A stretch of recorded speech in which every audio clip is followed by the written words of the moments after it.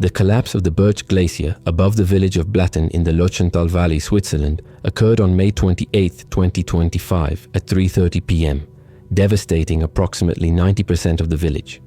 130 homes and infrastructure were buried under 3 million cubic meters of ice, rock, mud and snow. The event registered as a magnitude 3. One earthquake was triggered by the glacier's accelerated movement, reaching up to 10 meters per day, due to permafrost thawing and an overload of 9 million tons of debris, exacerbated by climate change. The village, home to 300 inhabitants, had already been evacuated on May 19th following warnings from geologists, averting massive loss of life. However, one 64-year-old person remains missing, with searches ongoing using drones equipped with thermal cameras. The Lonza River was blocked, forming a lake that increases the risk of flooding, leading to the draining of Lake Verdun and the evacuation of 16 individuals in Willer and Kippel.